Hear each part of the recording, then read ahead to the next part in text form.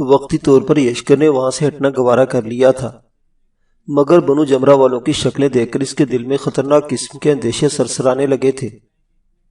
اس وقت اگر وہ بادیہ کو ساتھ لے جانے کی ضد کرتا تو اکیلے اتنے سارے آدمیوں کا مقابلہ نہ کر سکتا۔ اسے بنو جمرہ سے باہر نکالنے والے تینوں آدمی اس کے گھوڑے کے آگے چلتے ہوئے سرگوشیوں میں گفتگو کر رہے تھے۔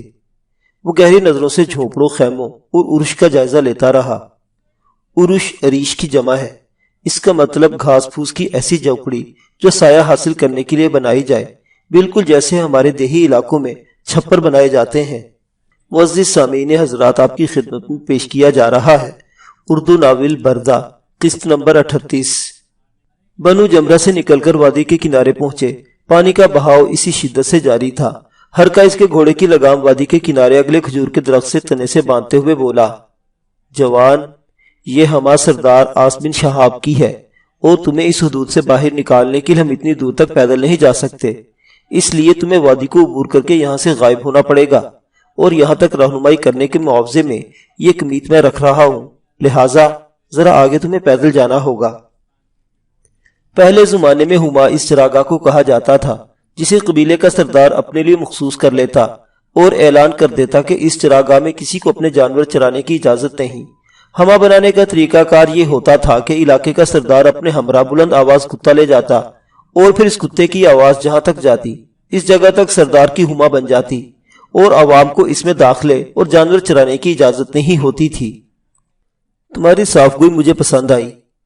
امبر سے نیچے اترتے ہوئے یشکر کے لبوں پر معنی خیز مسکراہٹ دوڑ رہی تھی۔ بس ایک سوال پوچھنا تھا۔ پوچھو، ہرکا بن عارب نے خوشگوار حیرت سے پوچھا۔ اگر میں تمہارے شانوں سے گردن کا بوجھ ہٹا دوں تو کیا پھر مجھے گھوڑا پاس رکھنے کی اجازت ہوگی؟ ہرکا نے کہکہا لگایا، سچ تو یہ ہے کہ ہم تمہیں قتل کرنے ہی یہاں تک آئے ہیں۔ یہ کہتے ہوئے اس نے ننگی تلوار لی۔ اس کے دونوں ساتھیوں نے بھی اس کی تقلید میں سستی نہیں دکھائی تھی۔ سائقہ کے دستے پر ہاتھ رکھتے ہوئے اس نے اطمینان بھرے لہجے میں پوچھا، کیا مرنے سے پہلے یہ بتانا پسند کرو گے کہ اس لڑکی کے ساتھ تم کیا کرنے کا ارادہ رکھتے ہو؟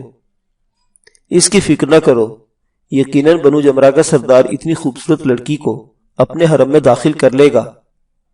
ہرکا تلوار سونت کر آگے بڑھا۔ اس کے ساتھی بھی پھیل کر یشکر کی طرف بڑھے تاکہ اسے تین اطراف سے گھیرا جا سکے۔ یشکر نے ایک نظر پیچھے مڑ کر بنو جمرہ پر ڈالی، مگر وہاں سے قبیلے کی آبادی نظر نہیں آ رہی تھی۔ ایک اونچا ٹیلہ درمیان میں آڑ کی صورت میں موجود تھا۔ عقب سے مطمئن ہوتے ہی وہ دشمن کی جانب متوجہ ہوا۔ اسے گھیرنے کی غرض سے وہ بھی پھیل گئے تھے۔ تلوار نکالنے سے پہلے اس نے کلائی میں بندھی ہوئی نیام سے دو باریک دھار والے خنجر نکالے، اور اس سے پہلے کہ مخالفین کو سمجھ پاتے، دو خنجر کمان سے نکلے ہوئے تیر کی طرح جال بن اخسر اور حرب بن زواب کی طرف بڑھے۔ حیرانی کی بات یہ تھی کہ اس نے خنجر پھینکنے کے لیے دونوں ہاتھوں کا استعمال کیا تھا۔ خنجروں کی نوک سے پکڑ کر اس نے دونوں ہاتھ سینے کے سامنے باندھے اور ایک دم دائیں بائیں ہاتھ کھولتے ہوئے مخالف سمتوں میں خنجر پھینک دیے۔ دونوں خنجر دستے تک نرم گردن میں گوشت میں دھنس گئے تھے۔ جال بن اخسر اور حرب بن زواب خرخراتے ہوئے نیچے گرے اور ایڑیاں رگڑنے لگے۔ مقابلے کی شروعات سے پہلے ہی وہ انجام کو پہنچ گئے تھے۔ تیسرا خنجر نکال کر اس نے ششدر کھڑے ہرکا کی طرف پھینکا، مگر اس کے بازو کی حرکت ساتھ ہی ہرکا نے خود کو زمین پر گرا لیا۔ خنجر اس کے سر سے اوپر سے گزر کر کھجور کے تنے میں پیوست ہو گیا تھا۔ ہرکا اچھل کر کھڑا ہوا۔ اگلے ہی لمحے وہ تلوار گھماتا اس کے قریب پہنچا۔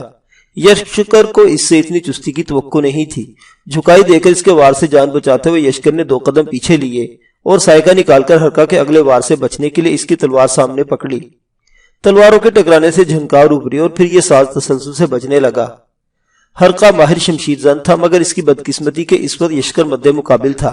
جلد ہی اسے احساس ہو گیا کہ اس نوجوان پر قابو پانا اس کے بس سے باہر تھا۔ وہ الٹے قدموں پیچھے ہٹنے لگا۔ یقیناً وہ بھاگنے کا راستہ ڈھونڈ رہا تھا، مگر یشکر اسے یہ سہولت دینے پر آمادہ نہیں تھا۔ اس کے ساتھ صرف یہ پریشانی تھی کہ وہ نیام کو ڈھال کی صورت میں لپیٹ کر اپنے ہاتھ میں نہیں پکڑ سکا تھا۔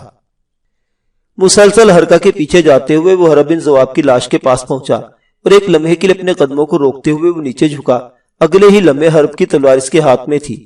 دوران تربیت وہ دونوں ہاتھوں سے تلوار چلانے کی مشق کر چکا تھا۔ دوسری تلوار ہاتھ میں آتے ہی اس کے حملوں میں شدت آئی۔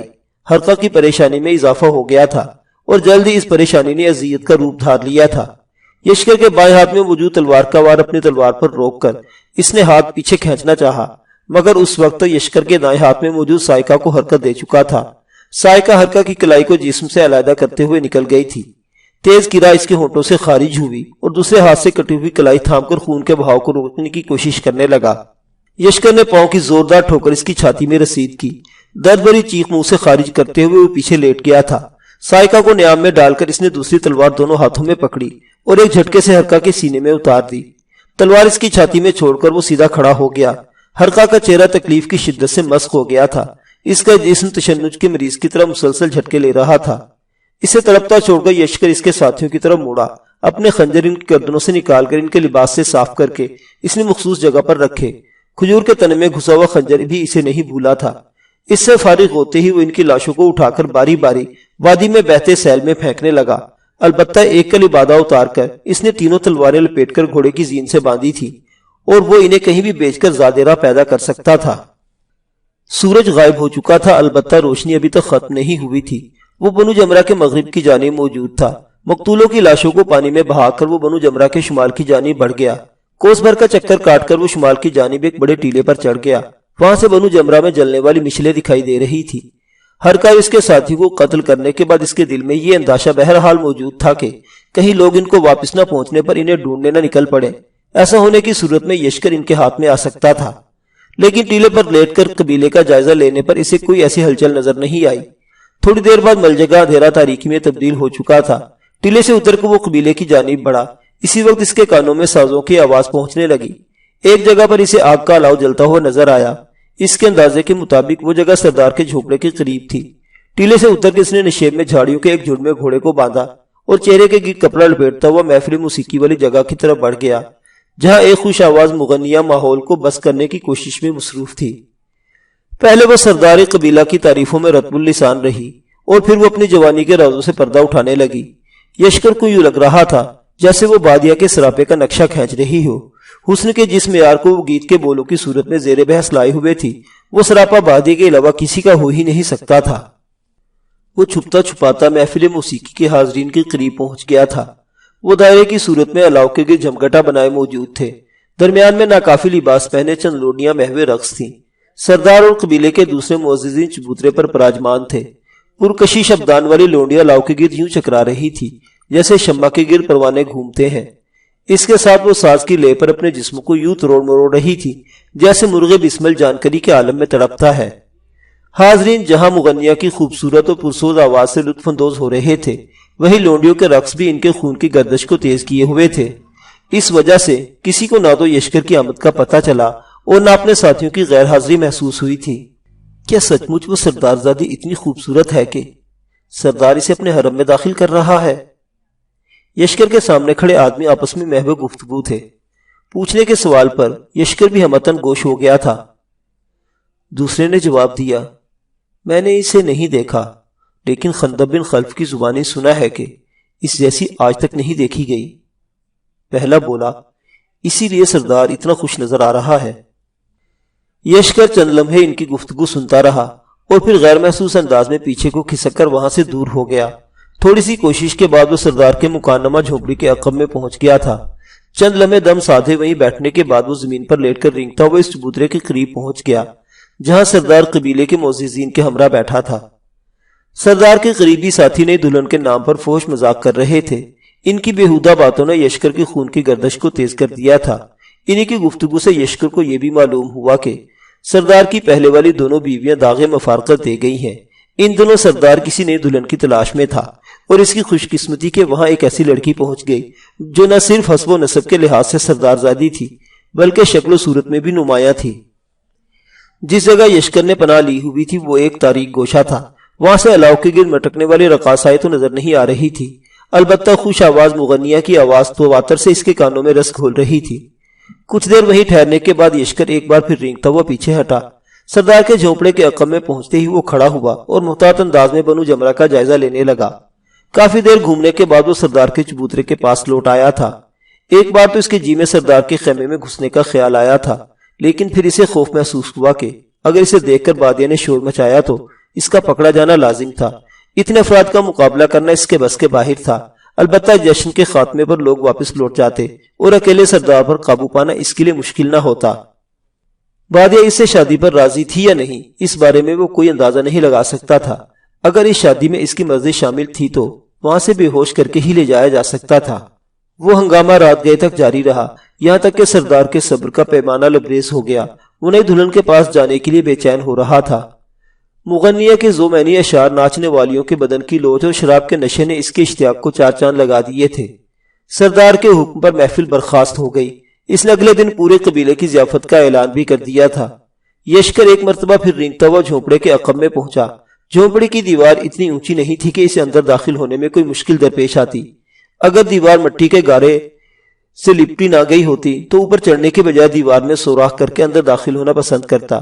وہ پتلی دیوار کی دوسری جانب احتیاط سے اترا۔ چھوٹے سے صحن کے بعد اندرونی عمارت کا دروازہ نظر آ رہا تھا۔ دروازے کے ساتھ لٹکتی ہوئی شمع کی روشنی میں اس نے صحن کا جائزہ لیا اور دبے قدموں دروازے کے قریب ہوا۔ اندر سے آتی ہوئی ایک زنانہ آواز نے اسے مزید چوکنا کر دیا۔ سردار زادی سو گئی ہے سردار۔ ٹھیک ہے بھیما، تم غسل خانے میں نہانے کا پانی رکھ کر آرام کر سکتی ہو۔ جی سردار۔ بھیما کی کرخت آواز یشکر کے کانوں میں پڑی۔ وہ فوراً دروازے کے قریب دیوار سے پوچھ چپکا کر کھڑا ہو گیا۔ دروازہ کھول کر بھیما باہر نکلی۔ اس سے پہلے یشکر کے حساس سماعتوں میں اندرونی دروازے کے کھلنے اور بند ہونے کی آواز پہنچ گئی تھی۔ یقیناً سردار بادیہ کے پاس پہنچ گیا تھا۔ یشکر کے دماغ میں چنگاریاں بھر گئی تھی۔ بھیما بمشکل ایک قدم لے پائی تھی کہ یشکر نے جھپٹ کر اسے پکڑا۔ سب سے پہلے اس کے ہاتھ نے بھیما کا منہ بند کر دیا۔ بھیما تنومند اور ہٹی کٹی عورت تھی۔ یشکر کے ہاتھوں میں آتے ہی وہ زور سے مچلی۔ اس نے پوری قوت سے خود کو چھڑانے کی کوشش کی تھی۔ وہ مکمل احتجاج بھی نہیں کر پائی تھی کہ یشکر کے دائیں ہاتھ میں تھاما ہوا چوڑے پھل کا خنجر اس کی گردن میں اتار دیا۔ خون فوارے کی طرح اس کی گردن سے بہنے لگا۔ اس کی جان چھڑانے کی کوشش جان کنی کی حرکت میں تبدیل ہو گئی تھی۔ اسے آرام سے زمین پر لٹا کر یشکر اندر گھس گیا۔ دروازے کے قریب پہنچ کر وہ آس بن شہاب اور بادیہ کی باتیں سننے لگا، اور پھر بادیہ کی دھمکی سنتے ہی اس کا دل انجانی خوشی سے دھڑکنے لگا تھا۔ وہ بنو جمرہ کے سردار سے شادی پر تیار نہیں تھی۔ اب اس کا کام آسان ہو گیا تھا۔ سردار آج کا بھونڈا کہکا سنتے ہی اس نے اندر گھسنے کا فیصلہ کیا۔ اگلے ہی لمحے اس نے زوردار دروازے پر لات ماری اور دروازے کی کمزور سی کنڈی توڑتا ہوا اندر داخل ہو گیا۔ شاید میرے بارے میں تمہیں کوئی غلط فہمی ہوئی سردار، شوق لہجے میں کہتے ہوئے اس نے تلوار سیدھی کی۔ اپنے آدمیوں کے حوال سے اتنی زیادہ لاغرضی بھی اچھی نہیں ہوتی۔ بنو جمرہ کا سردار آس بن شہاب گڑبڑاتے ہوئے بولا، تم یہاں سے بچ کر نہیں نکل سکو گے۔ خوف سے اس کا رنگ زرد ہو گیا تھا۔ یشکر نے کنکھیوں سے بادیہ کو گھورا۔ اس کا چہرہ خوشی سے گلنار ہو گیا تھا۔ اپنی سردار زادی کے لیے میں بنو جمرہ کی پوری آبادی کو تہے تیغ کر سکتا ہوں۔ غضبناک لہجے میں کہتے ہوئے اس نے ایک جھٹکا سے سائیکا کی نوک آس کی گردن میں گھسیٹ دی تھی۔ وہ خرخراتا ہوا تخت پر گرا اور تڑپنے لگا۔ بادیہ چھلانگ مار کر نیچے اتر آئی تھی۔